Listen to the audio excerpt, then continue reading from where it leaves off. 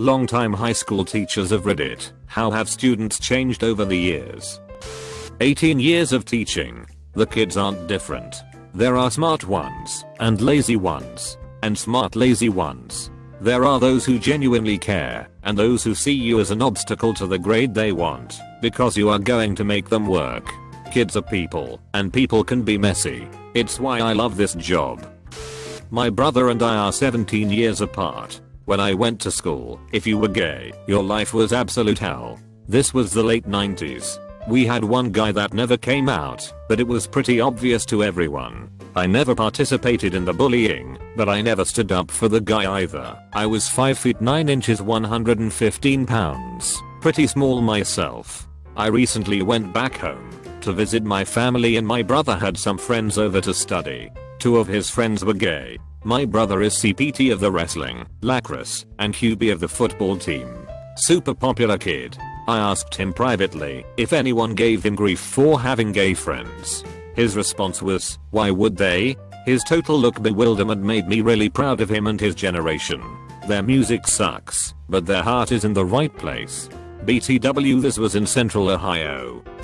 My grandpa has been teaching high school in a nice suburban town since the 70s. He told me a lot of great stories about his time teaching and about all of the students that he has taught.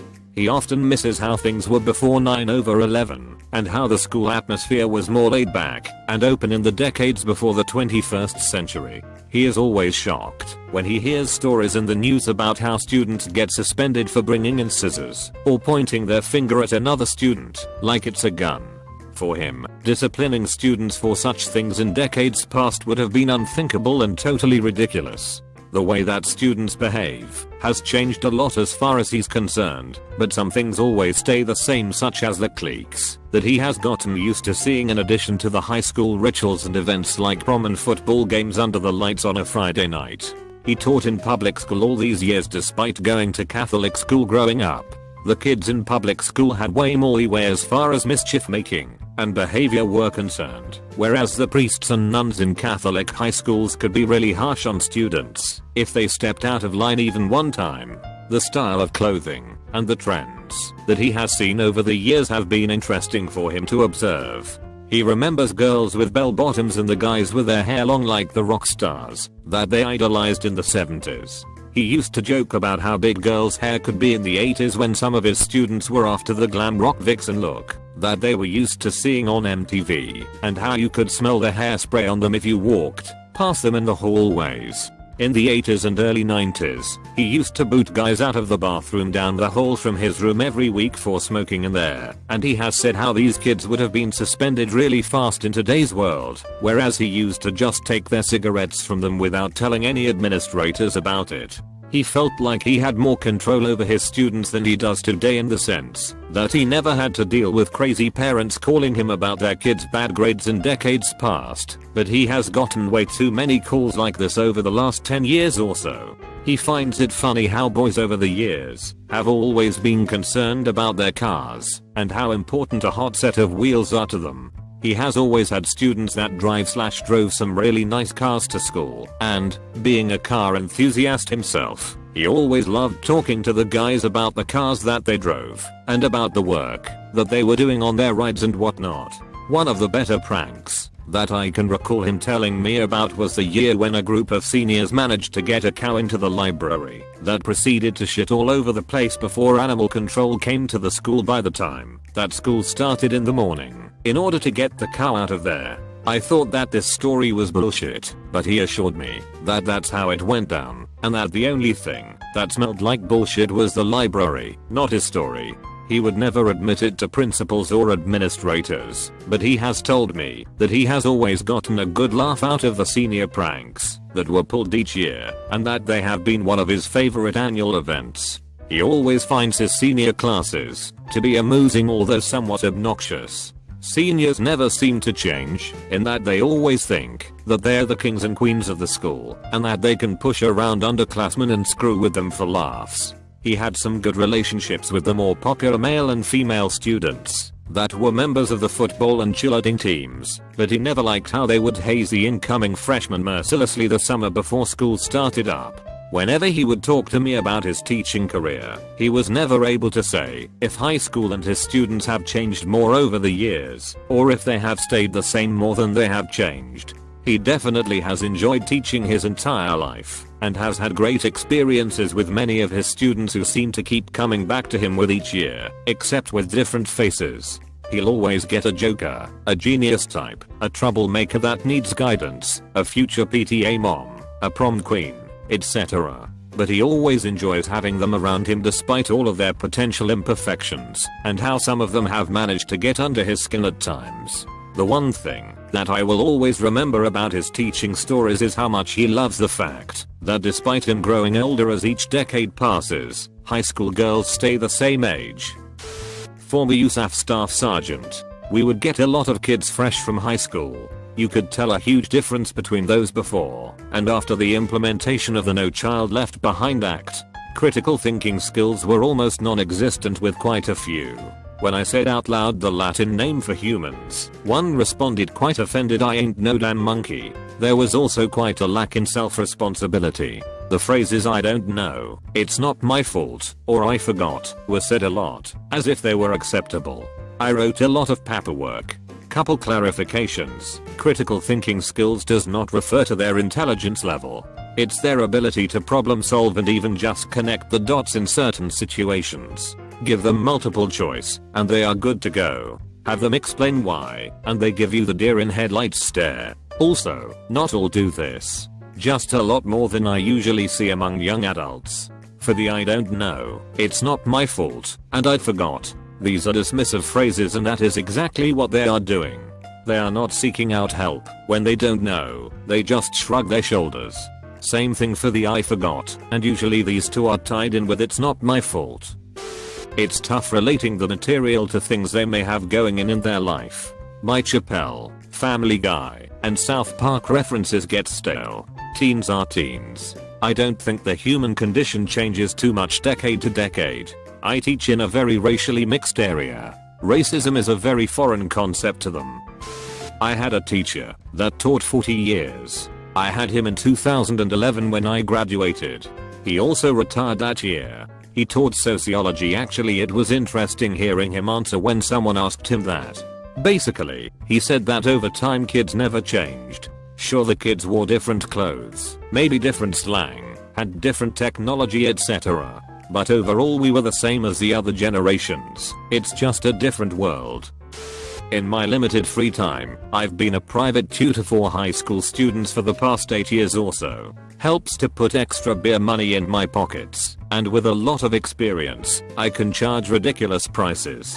Anyway, the two things that I've noticed are, students have many more easily accessible distractions nowadays. I'm not sure if they are more easily distracted or have more opportunities to be distracted, but students typically take a lot longer to get things done because they are taking many 20-second breaks every few minutes. They spend longer working and might get less out of their homework because of how long it took. They may get to bed later and be more tired the next day, starting a vicious cycle. Students seem to have a much harder time seeking out information they need on their own. The proportion of kids who check their textbooks or willingly use the table of contents/index has gotten much smaller. Additionally, for a generation that has grown up with internet access, they are much less willing to search online for answers. A lot of my kids will Google the exact question they are asked in its entirety, and when the answer is not in the first 5 search results, or there is no Yahoo Answers page about it, they decide no one has ever been asked that question before, and they give up. On the whole, I find tutoring much more difficult. Kids used to ask me, "I don't understand why you do X instead of Y," or "Can you help me with insert specific topic?" I now find myself in the dialogue. Student, "I don't understand X." Me, "Okay, what about X is giving you trouble?" Student, "Everything." Me, "Well, let's work through a specific problem that was difficult for you." Me, "Have you started the homework?" Student, "No." I know this is directed at high schoolers, but I asked a prof this once. She had been teaching at UXT for about 20 years or so, and her reply surprised me. I thought she'd complain about lazier students or helicopter parenting. but her biggest observation was that 20 years ago her student body was much more diverse in socio-economic terms. Many of her students had parents who worked in factories and most seemed to have some kind of job. 20 years later, almost all of her students come from upper middle class families. She said the new homogeneity was very damaging in terms of classroom discussion. When everyone has the same background, they tend to reproduce the same worldviews and can't really see outside their social bubbles. She also speculated that this was also reflected in the new careerism of undergrads, who are not really interested in learning, but eager to check requirements off their list and go on to their job to make money. This surprised me, because we tend to think that poor kids are vocationally oriented, and it is only rich kids and this looks interesting kinds of classes. But it was more of a sobering look at the way higher education in California has become a crippling economic liability for all but the well-off. This famous professor has since left California for greener pastures at a fancy school on the East Coast. She said she felt demoralized by the collapse of public education in California. Well, longtime chemistry teacher here. Had one student a while back. Really bright kid. Had then potential for a 4.0 GPA. He never applied himself, though. He left with less than average grades, much to my dismay. Saw him a few years later, and my suspicions were right about him. He got involved with the wrong people. Ended up in a bad place. I talked to him for a while, and told him what he was doing was wrong. Ended up making and selling meth together. Quality kid. How some things never change. My grandma was a teacher in Pasadena in the 50s and 60s. She told me she collected 17 switchblades from students trying to stab each other on campus.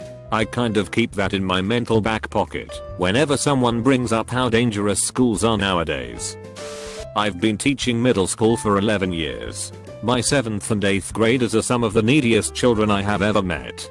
They totally lack self-confidence. I constantly have to tell them that they're doing a good job and that I love them. Yes, I have to say, I love you about 100 times a day. I think the neediness is caused by helicopter parents always being there, telling them what to do.